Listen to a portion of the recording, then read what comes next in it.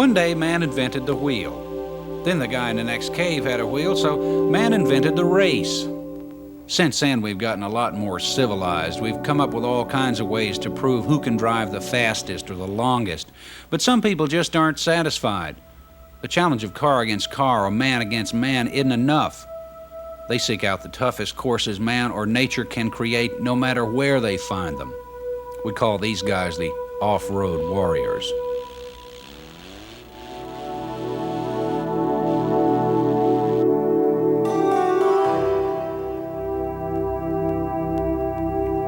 What this show is about is off-road racing, whether it's jumping sand dunes in the desert or jumping steel barriers before thousands of fans in a super stadium. You're going to meet the drivers, and you'll meet the men who build the machines that can tackle a 1,000-kilometer nightmare like the Baja and win. And we'll take you from one end of this race to the other. Just get somebody to blow a little dust in your face, and you'll feel like you're there.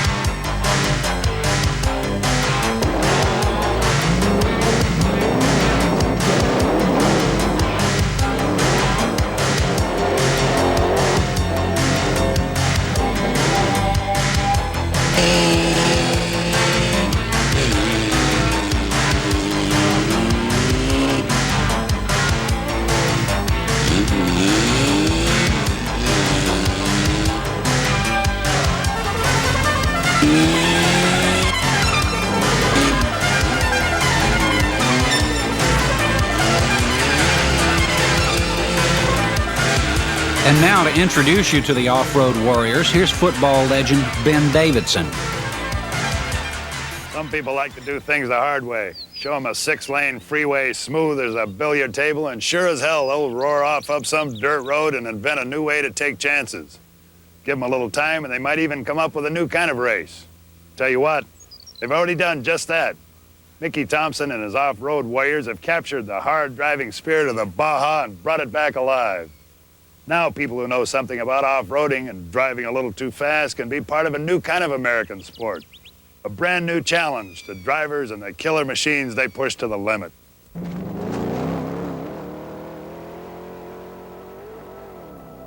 The limit and beyond is Baja. Thousands of square miles of rock and sand, dirt and cactus and rattlesnakes just south of the border near San Diego. What brings a man to no man's land?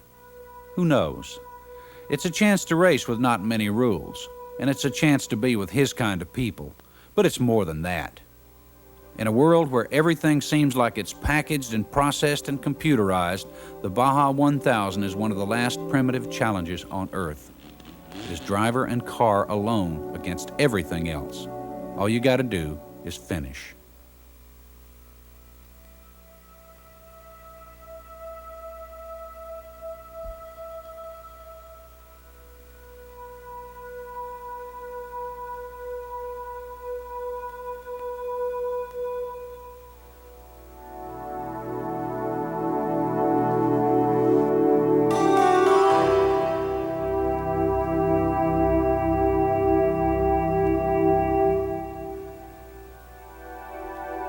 The Baja got its start over 20 years ago when a guy bet another guy over a beer in a bar that he couldn't make it all the way from Ensenada to La Paz on a motorcycle. Looked like a damn good bet, but the biker collected. Pretty soon the word got around and the race got organized. Now occasionally the local folks or the weather gets in the way, but the race has been growing ever since. What started as a hobby for families now also includes racing teams and the world's most famous drivers. So every year, between 500 and 700 drivers get together for the privilege of tearing up a car in the Baja.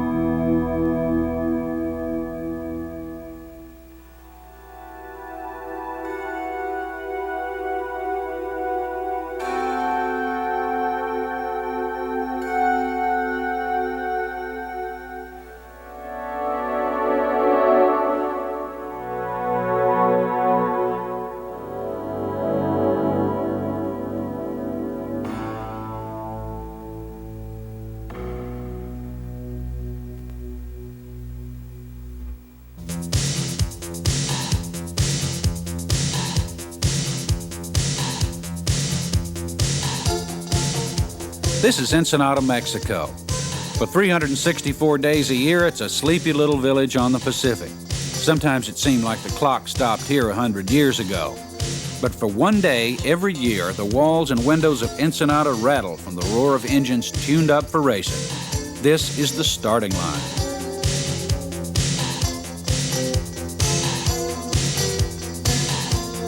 You'll find every kind of racer here you can imagine.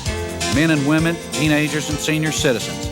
They all have their own reasons for coming, but they all have the same fantasy, that they can beat everybody else to the other end and win the toughest title in sports.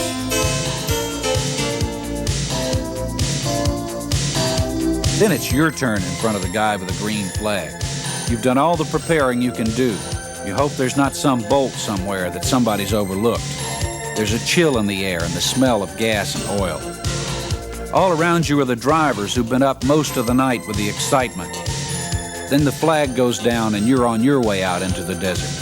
There's only one way to go back, and that's forward.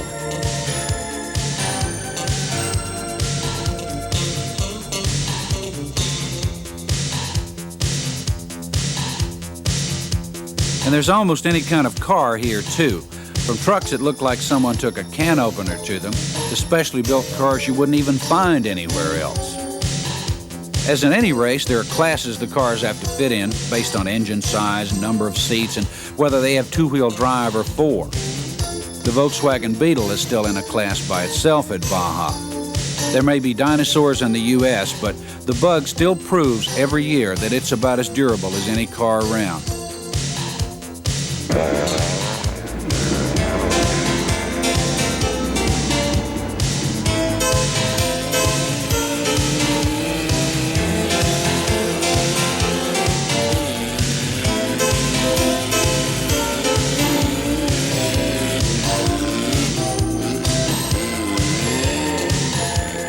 For the driver and the co-driver, if there is one, and the crew, there's a fine line you cannot cross. You've got to drive as hard as you can to have a chance at winning, but you can't push the car beyond its limits. The good driver knows where that line is. You're driving flat out, okay, but with some kind of reservation. You know, it's kind of a sprint race for drag race for 1,000 miles. You're going from one whoop-de-doo to the other, and it's a long, long way. Well, I think, you know, the toughest part you got to do is be able to know how fast you can go with your car without tearing it up. Try to stay calm. That's the hardest part. Yeah, getting psyched up works against you. So it's trying to stay calm, get through the first 10 miles. That's where you're going to be hyper. Then once you get out there, just the racing relaxes you, and you'll set into a pace and try to set up a nice even pace.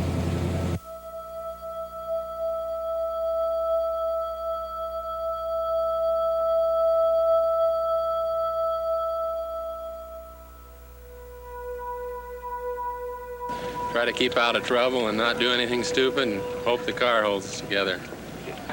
Well, I think the only strategy we're going to use is just go out and try to run as far, as fast as we can and hope for the best. And it's really rough. It's going to take its toll on the cars. Well, I'm trying to get here second or third. I'll let somebody else have first. Who do you think's going to come in? Oh, it's hard to guess. Just whoever the ground don't beat.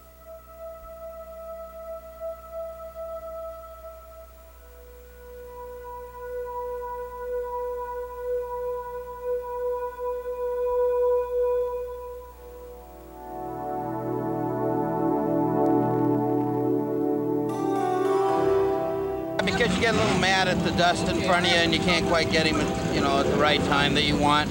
But so it's really a lot of patience that'll pay off for you, especially in this thing.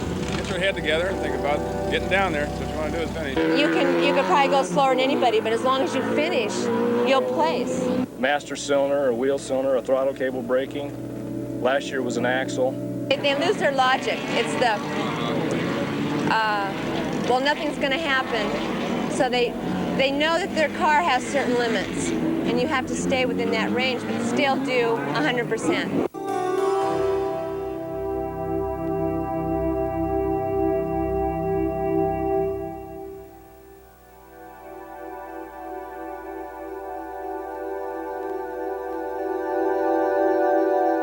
You stay at a certain pace, and you're going to get through everything, and you're going to keep your car intact. That's the most important thing. You could be the best driver, but like Mickey,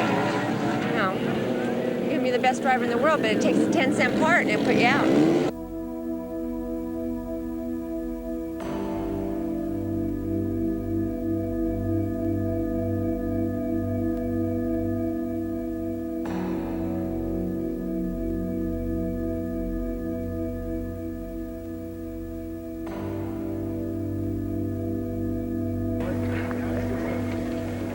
This is if you come up on a big ditch too fast, wipe the sweat off. What do we got in this bag here, Brian? Hey, there's wrenches.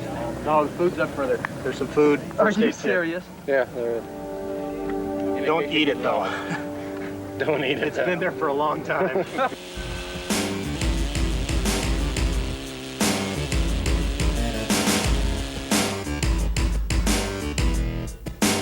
All it is you in the desert, and this thing to get you around. But a guy like Thompson, who's a bona fide lunatic, see, he opens it up. That's why he always breaks. Everybody says that's what Thompson breaks. He's crazy. He'd win any race that he could finish, but it breaks.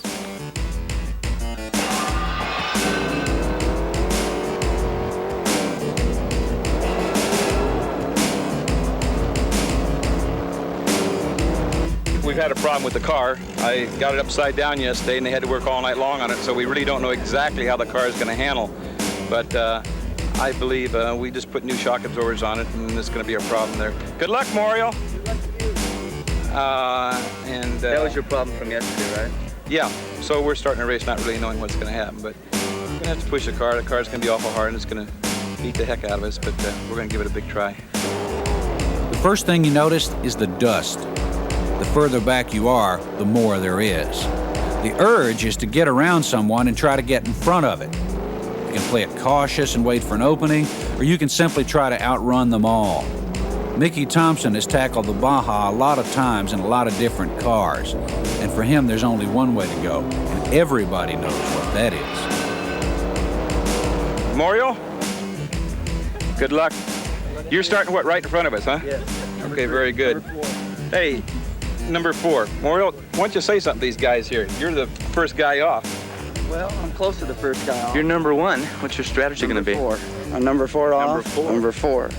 Just keep it together. Don't put any wrenches on the car. Run a steady pace. You know, you can just make a nice steady pace.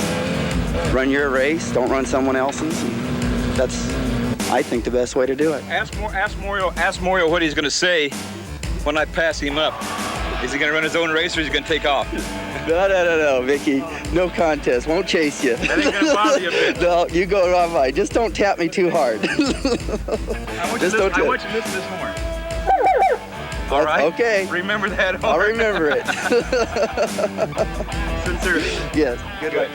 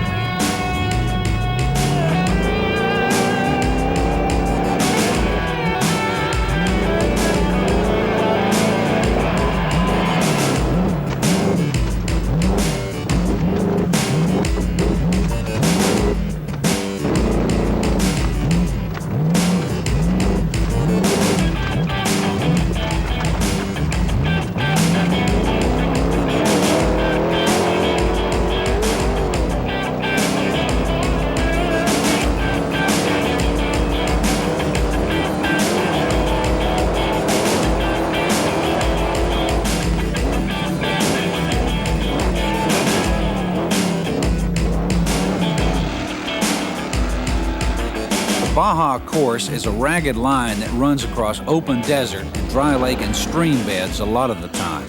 But occasionally it crosses a main highway. That's where the pit crews wait to gas up the cars, to change the tires if they need it, to tighten up whatever has come loose, to give the drivers a few seconds to get out of the car.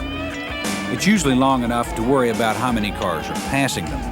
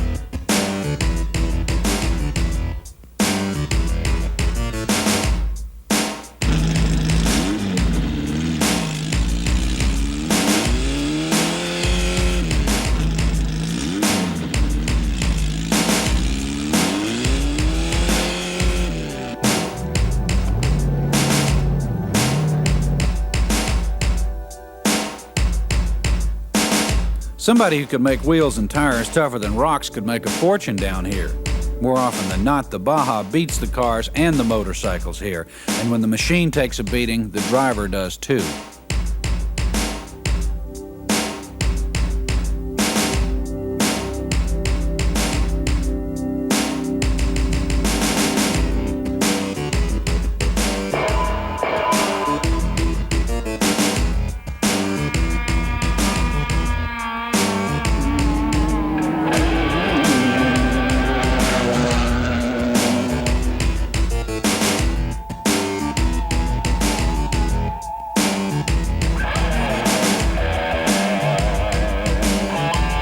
But it is a race. Sometimes, even in all this desert, there isn't room for two cars on the same road.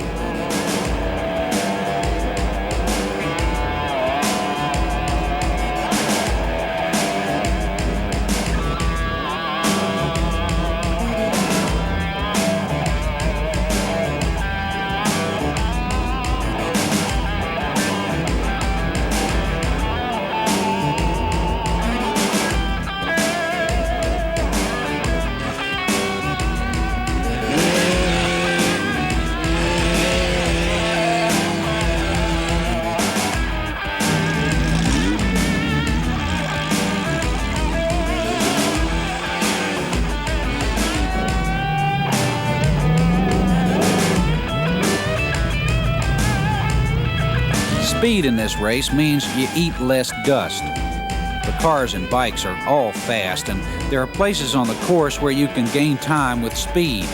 But more than anything else, the cars have to be able to take a pounding more savage than anything your car could ever endure. Even on the smooth spots, it's a hell of a ride.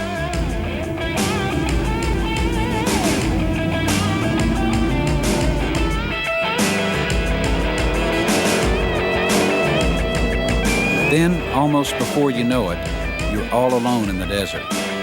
It's like being on a long trip on the worst highway in the world, and you're not absolutely sure you didn't take the wrong turn about 50 miles back. You listen for every little sound your engine makes. You think of all the time and sweat and money you put in the car, and you know you've got to finish. Besides, you don't want to walk very far in this country.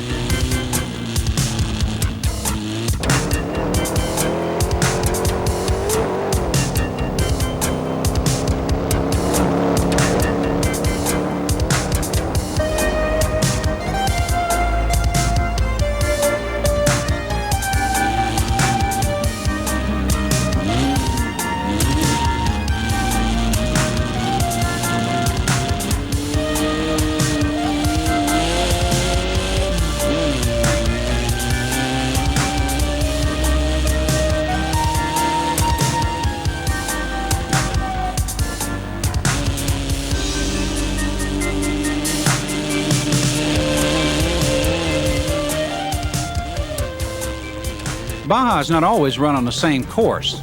The most famous route is from Ensenada to La Paz, 1,000 kilometers away. Sometimes it starts and ends at Ensenada, but it's all rough country. By this point, you're probably wondering what's to keep the drivers from just cutting out across the desert to save time and distance. Well, those guys you see on the roadside are handing the drivers a stub. If they make it to the end, they'd better have all the stubs or they're disqualified. The pit stops are usually where the checkpoints are, just off the main highway. They become sort of instant communities.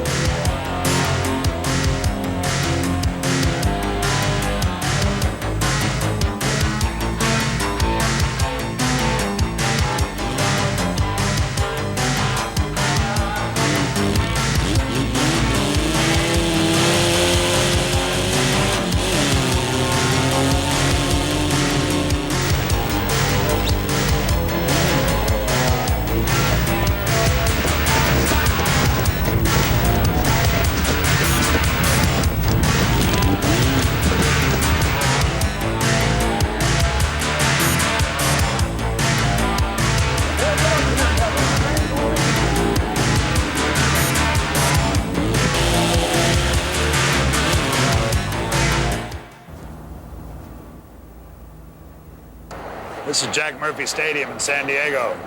I used to play football here. Lots of memories. Well, what they're doing down there on the field now is building a special kind of track, one that'll bring all of the bone-jarring action of the Baja all into one place. So you can see, hear, and feel the excitement of maybe a dozen different races, and you don't have to share your seat with a family of rattlesnakes.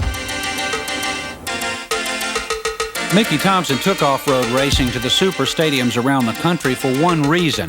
The fans were the one thing that was missing from the Baja. First, in 1973, he built a course at the famous Riverside Raceway in California. He brought in the cars and the drivers, and this time the fans could see it all. The speed, the dust, the unpredictable course. Today, off-road racing is spread to courses all over the country, and the cars have changed to fit this style of racing. There's more emphasis on quickness, less on endurance. With a course cut down to a mile or two and the horsepower turned up, these short races are run on intensity and adrenaline. It's action multiplied.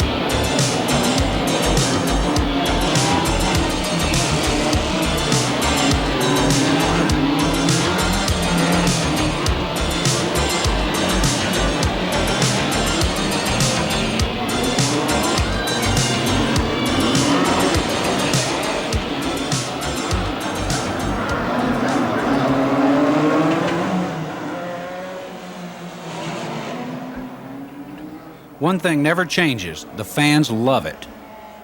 Next to girls and watermelon off-road racing's third. Fun, excitement, radical people, racing. It's fun to watch. Get some rollovers. It's the best sport. You never know what's going to happen. That's the main thing, I think. They fly across the tracks here, and they gotta be tough to hold together. The speed, the excitement. They're faster, they're hotter. You got your trucks, you got your single seat unlimited, you got your 2-seat unlimited, you got your little guys in your limited horsepower cars. Running it, you know, just running it into the ground till you can't do nothing else. There's tension, but it's a really thrilling experience. When I say Mickey Thompson's name, what comes to mind? Racing. I enjoy Mickey. I look forward to seeing the cars that he drives. They're fascinating, they're unique, and he's just he's a real important person, I feel, in off-road racing's beginning. And I'm really glad that he sort of got into this type of thing. And I always look for Mickey. Mickey Thompson, you're responsible for all this. 35, 40 different races in Baja. It's a lot of work for people to get down there and get a good vantage point. So you brought Baja racing to them. What made you think you could bring Baja to stadiums? Well, actually, it's really a short story. I, in 1973, was racing with Pernelli Jones, and we had the damnedest race that anybody's ever had for about 100 miles. And we ran into each other, and he finally flipped his car and uprighted it, and we banged finish for, I'd guess, at least 100 miles. And the only people that ever saw it was the rattlesnakes and the jackrabbits. And during that time, I thought, you know, people aren't going to believe this. Someday, I'm going to bring this type of racing inside a beautiful stadium like the San Diego Stadium.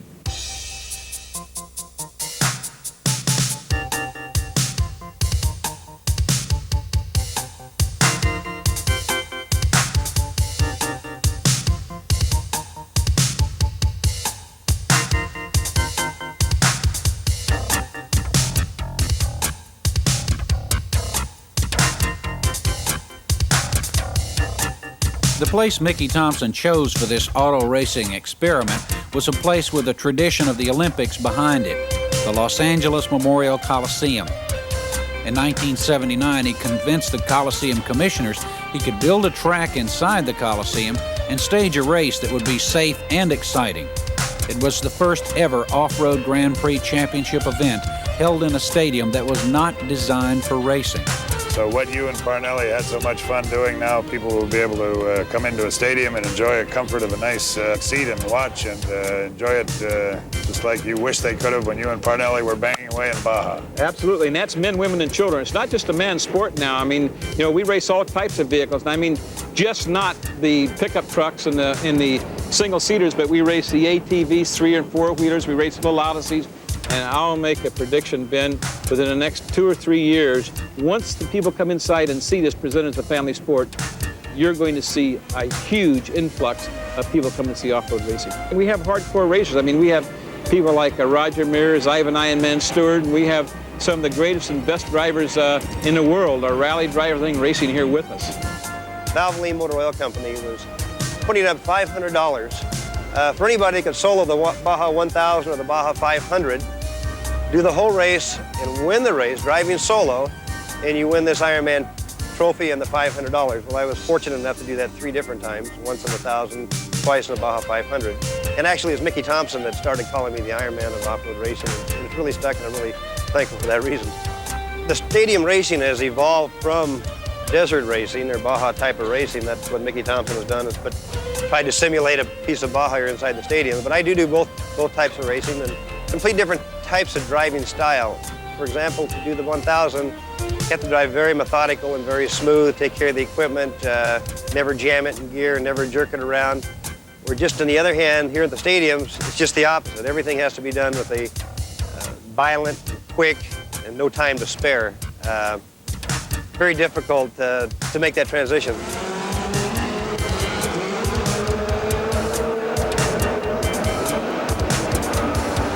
Actually, I think it may be a little bit easier to be competitive driver in desert racing than it is in short course. Like I say, It's very violent, very quick, no room for errors. Distance races like the 1,000.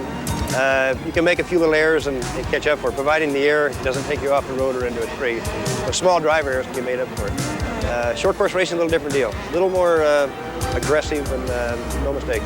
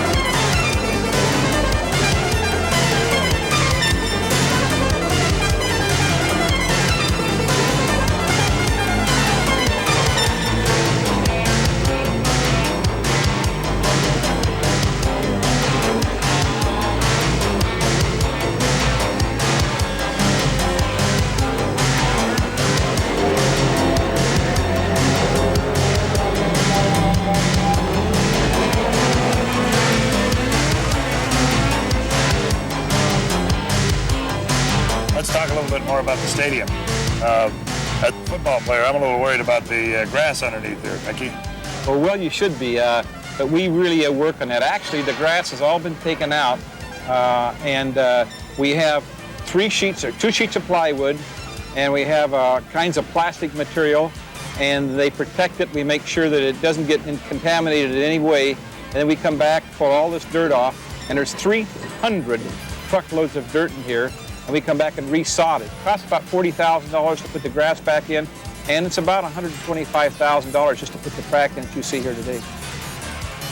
Let's talk about these things we're sitting on. Mickey, you developed these, and tell us a little bit about your inventions here. Well, we call them hydro barriers, Ben. Instead of using the cement concrete barriers like they have in the middle of freeways, which are actually dangerous when a car hits it, you can see they climb the walls and get upside down. Well, we didn't want to hit it with race cars, so this is made of actually polyethylene.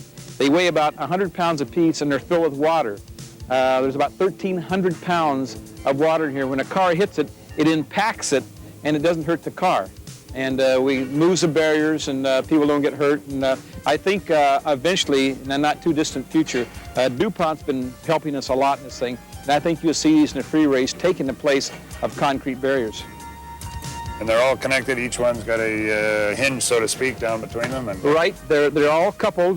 There's actually a pipe that goes down here, and if we want, and later on, we'll build this up here this high, and then we'll put rails so the cars can't go over the fence. They contact the soft water barrier here, and then so they won't go to the fence. While we'll put different kinds of rails, so we can stack any kind of rail or make any kind of safety barricade we want. So it's a real safe thing, and the drivers really love it.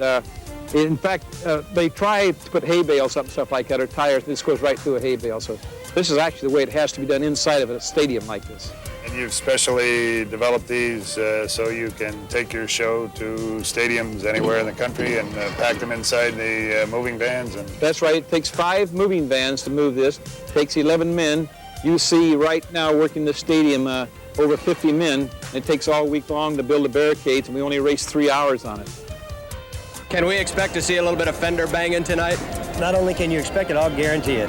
Glenn Harris in the Mazda on the pole, and he has the advantage at the start, but Jeff Huber in the Ford making a strong move right behind him. They head down the back straightaway over the steel jumps created by Mickey Thompson and used here at this Orange Show Fairground Speedway.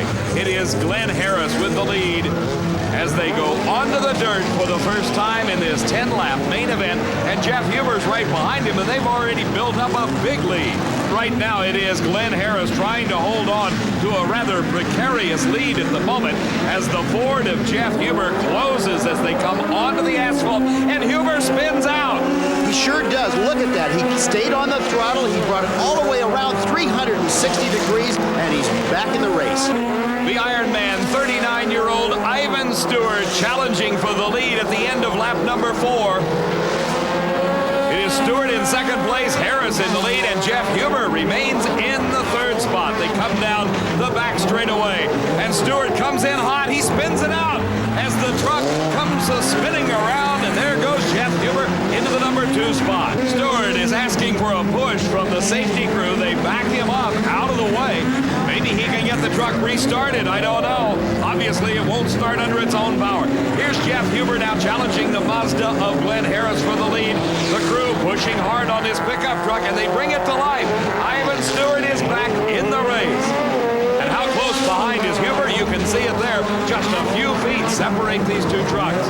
Glenn Harris goes into the turn. There's some slower traffic ahead of him. Jeff Huber dips down to the inside, and they collide behind the slower traffic. And Jeff Huber is in the lead. There's a lot of body work coming off of Glenn Harris's truck as we see him pulling up behind Huber. Oh, the parts and pieces are flying. Look at the hood flying up on Glenn Harris's Mazda. There goes the bumper. The hood is just flying in the breeze. It's made out of fiberglass. It's very lightweight. But when it flies up, how does he see? Boy, it's real tough. And now it's peeled back all the way against the windshield. With about 2.5 laps to go, look at the problems facing Glenn Harris. He can't see. The hood has now come down in front of his vision. He is literally, Kelly, feeling his way around this racetrack. He's doing a remarkable job out there, Dave, trying to work his way over those bumps, probably using a lot of the crash walls to see where he's going. Jeff Huber knows where he's going, hopefully to the checkered flag. But Steve Millen is beginning to make a charge on Harris, and there goes the hood, and here comes Harris. As they battle down that short straightaway towards the asphalt, it's Steve Millen on the inside, and Glenn Harris just squirts around him to the outside and has retained second place. They come down the straightaway over the bumps at the end of lap number 8. There goes another piece. Jeff Huber's in the lead. Glenn Harris with nothing but his radiator hanging out in front is in second, and Steve Millen is in third. Several hundred feet of dirt separate the first place truck, the Ford of Jeff Huber, from the Mazda of Glenn Harris. That's the one without the front end. There's no bodywork left, and they're running into each other again. What a race we have for second place tonight. Glenn Harris is really doing a great job holding off Steve Millen, and Millen is virtually driving over his tailgate to get around him. There is only 1 lap left in this race, actually less than that, as they go over the bumps for the final times. Jeff Huber just trying to point his truck around in a safe and sane manner, while behind him goes on the battle of the century in the Grand National Sport Trucks. Look at him fly over the bumps, and I'll guarantee you Glenn Harris just drove over the back of Steve Millen. Dave, Glenn is not lifting off of that throttle. He cleared almost 2 complete jumps on one of those last ones, and he is staying right in there. And what he also cleared was the right rear fender of the Toyota of Steve Millen. Here is Jeff Huber's Ford coming onto the asphalt where he spun earlier, but coming up now, he's got the checkered flag and the big win in one of the most exciting races that you could have asked for in any form of motorsport. Here is the battle for second. This is Glenn Harris. He has done everything in his power to try to retake the lead, but just finishing second with the problems he's had is remarkable. Right behind him is Steve Millen. What a tremendous night of excitement. On stadium racing, the action never stops. Not even when there's a break between races, because that's when the big guys come out to play. And I do mean the big guys.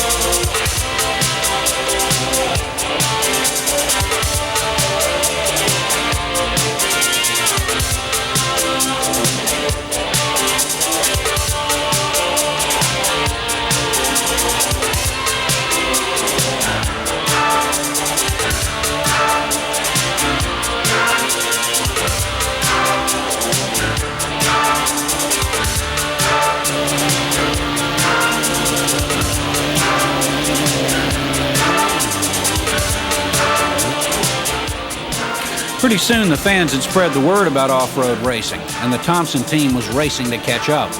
And the obstacles were the same, the elements. The cars that had conquered the desert went indoors, thousands of miles from the desert. Fans in the Midwest and the Northeast didn't care if it was snowing outside. They wanted racing. When Mickey Thompson found the ground was too frozen to haul into the stadiums, he designed courses on concrete, complete with adjustable steel ramps. And the sport made still more fans.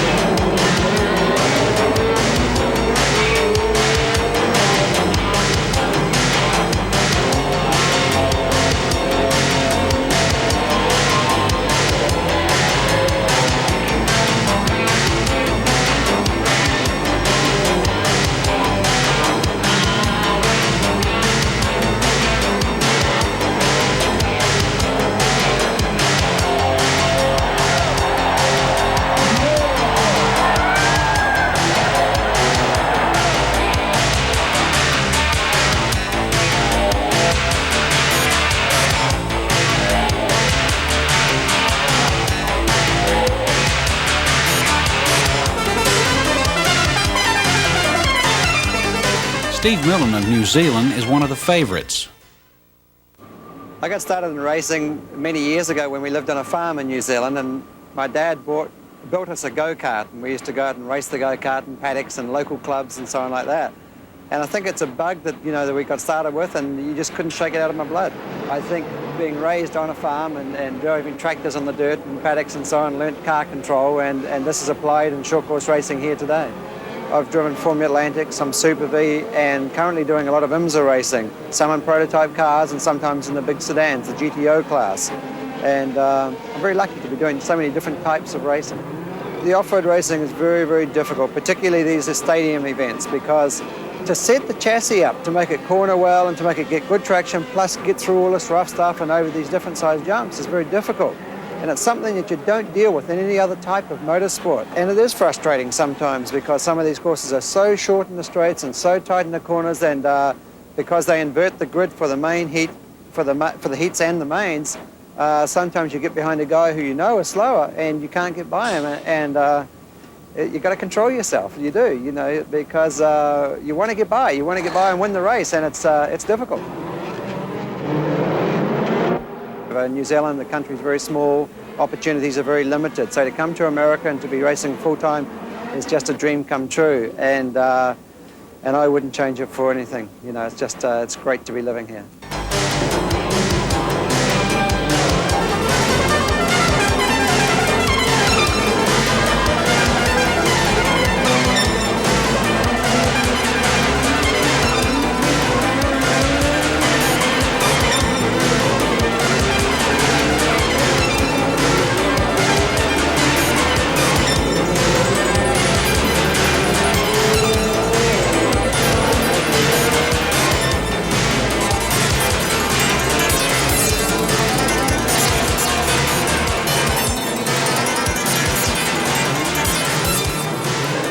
As off-road racing has grown, so has the popularity of the sport truck class. A lot of fans drive theirs to the race, but that's where the similarity stops.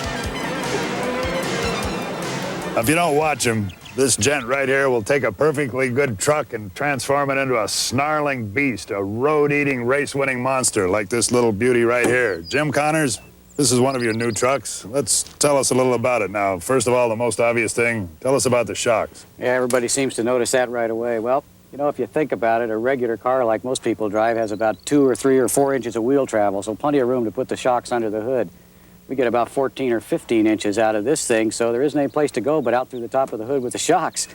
And hopefully they stay hooked on here and don't... Yeah, most of the time they do. Sometimes they don't, but it sure helps to make a smooth ride. While we're up here up front, let's talk about the tires on these trucks. Well, I'd have to think that the tires are probably about the most important thing in an off-road vehicle because you have to have all 4 of them working real well. It seems to me one time you ran a celebrity race, and how many tires did we go through for you? About 17? Well, something like that. There were a lot, okay, 50. A lot of glass on the road, a lot Jim. Of glass, yeah. But we can't afford to do that, so we have to have some pretty good tires. And there's been a lot of development, I think, through the years with off-road tires, and I think it's helped everybody on the street because they make some pretty darn good tires now. One of those instances of racing technology helping your average motorist, I presume. Well, I think if that isn't going to help the average motorist, then we wouldn't be in racing. Jim, what about this engine? Well, that's that 16-valve twin overhead cam Nissan motor. Puts out about 300 horsepower, and you can see it's side draft McCuney carburetors, and basically it's just a flat-out race motor, and it performs really well, and it's very reliable. We've been using this same motor now for a good portion of this year. Jim, is there any part of this truck that's stock? Well, yeah, the cab and the frame just a little bit. But no, there's not too much that's left the way it was when it came off the showroom floor. What's this truck worth, Jim? Well, I'm not exactly sure, but I imagine it's well over $100,000, which sure is a change in off-roading since 5 or 6 years ago when you could build anything for $15,000. Jim, why the net here? Well, we don't like to think that we're ever going to roll these trucks over when we're racing, but certainly you do once in a while, and if you roll over and your arms are inside, you could probably roll all day and not hurt yourself in one of these, but the worst thing that can happen is an arm going out the window, and it's a natural reflex, and this will keep the arm from going out the window. That's all they're for. A lot like football. You want to keep your arms in and don't have body parts sticking out. Nobody to tear them off. How about inside here, Jim?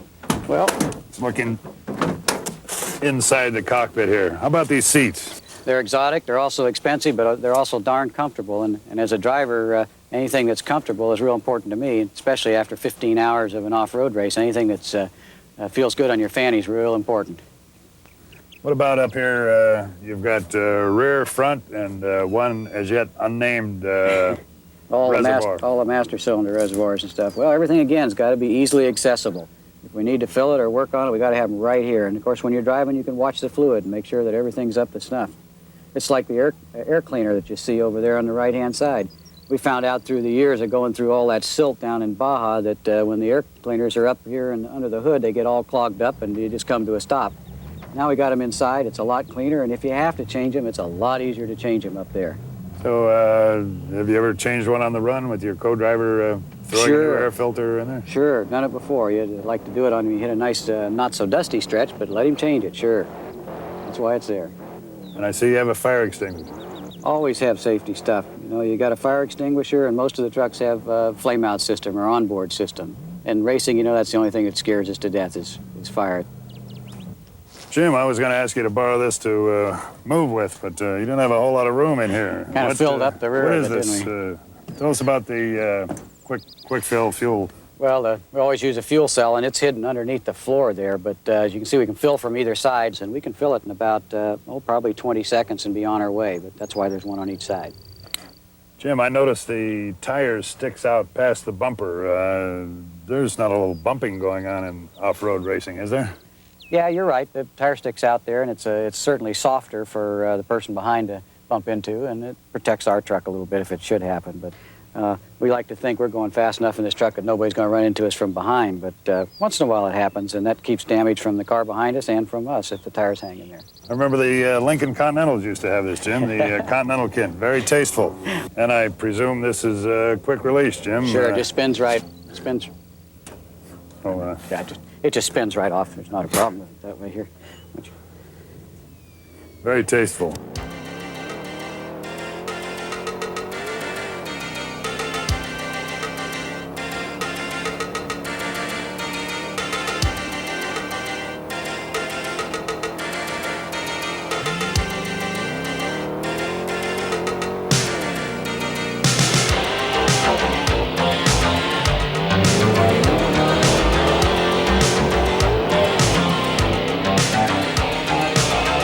Mickey, you're an aggressive driver. Say a vehicle that started earlier than you is impeding your progress and you've got no way to pass. What do you do? The thing I can do, Ben, is compare it to football. When somebody's impeding your progress in football, what do?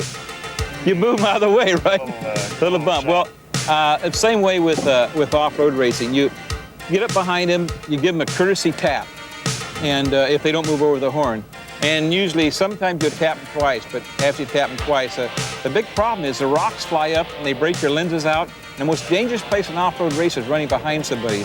So you tap one, tap twice, they don't move out of the way, you move them out of the way. And I've been known to move people out of the way once in a while. Never want to be in front of you. No, just like you. You never want to be in front of a football player unless you're prepared.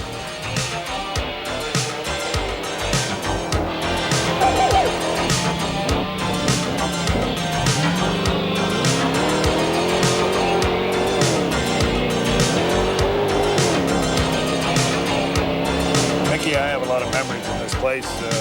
I know you have a lot of great memories of Baja, including memories of a win and some memories of not finishing either. Tell us about that. Well, Ben, first I'd like to tell you is I want to be a professional football player. I'm very jealous of a person like yourself that could be. I just never grew enough to do it, but I've had a lot of good memories in Baja. And of course, my best win is we won 2 years ago, the Baja 1000.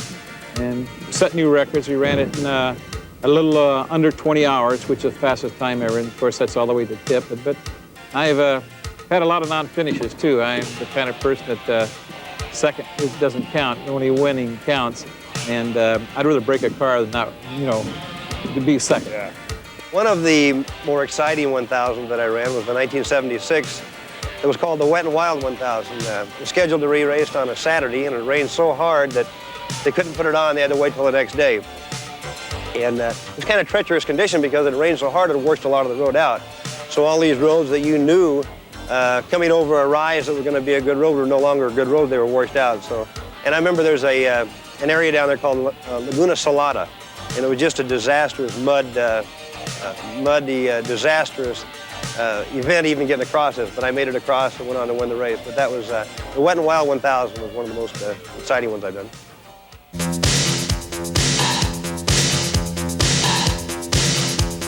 Wait a minute, this can't be Baja. Sure it is. This little surprise is at a place called Mike's Sky Ranch, thousands of feet above the rocks and desert. There's all kinds of terrain at places like the Summit and Mount Diablo, San Ignacio, and the Pine Forest. There's even snow sometimes. The smart drivers don't guess where the next rock or stream is going to be, they know. Mickey Thompson and the other drivers will pre-run the whole course in the weeks before the race, trying to memorize every twist and turn. He has to know where the next surprise is.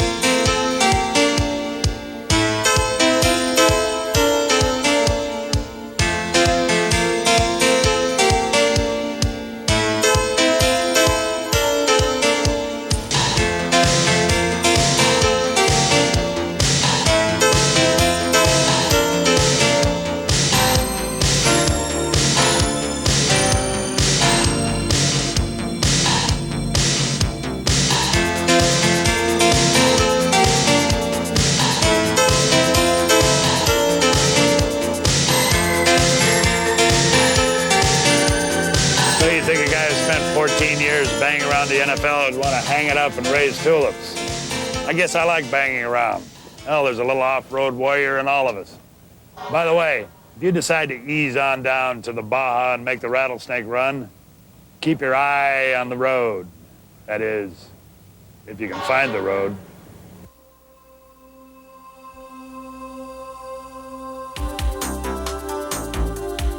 If you think finding the road is hard in the daytime, try staying on it at night. Remember, you've been driving since sunup. Your helmet feels like a garbage can. Your kidneys are down in your shoes, and you've still got a whole night's driving to go. Your headlights are jumping around, and the rocks and trees that looked so innocent before now seem to get out in front of you every time you take your eyes off the road. And every one of them could put you out. And you don't want to bet that somebody will stop to help you. But you've pushed it and nursed it too far. You just can't quit now.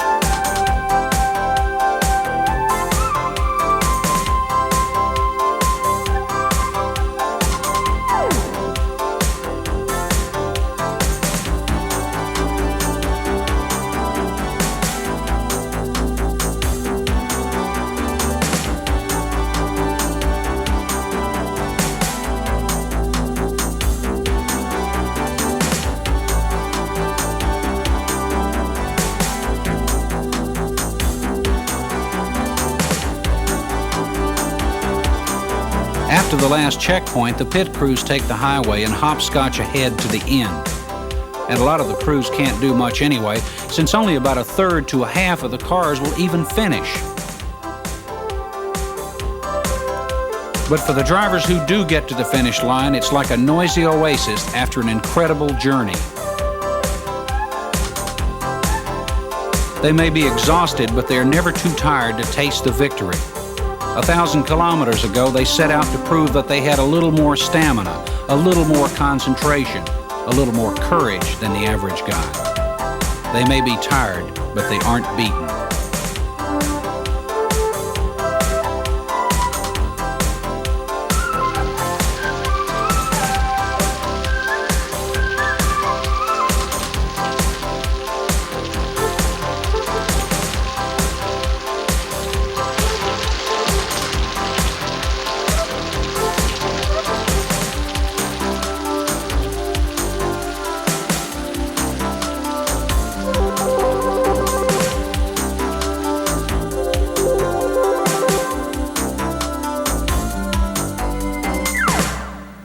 The biggest problem I had today was finding the finish line.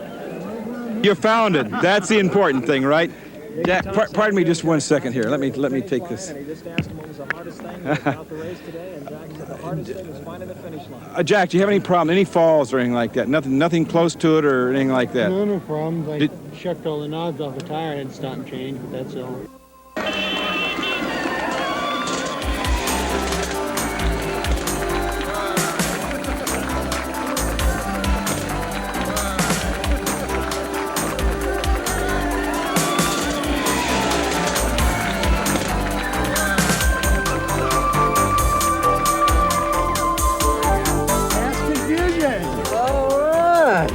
Confusion, huh? What happened to you on the dry lake? All my lights went out. That's what I thought. Just the wide open thing just flat. Did it to me twice. I put it back together. I had to take the tank off and everything. Yeah, we were just going for it there for a while. That turn you blew so bad. Did you see me just go out in those bushes? Boom, boom, boom. Yeah, it was awesome. Oh, it was unreal.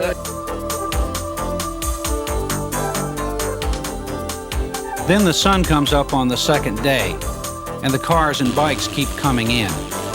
They've won a mental victory just by finishing. When someone writes the record books, no one will remember the names of these drivers. But they'll have a terrific story to tell. There'll be a memory with every rock and a memory behind every mile of dusty road. They'll look back at this moment and say, I'm special.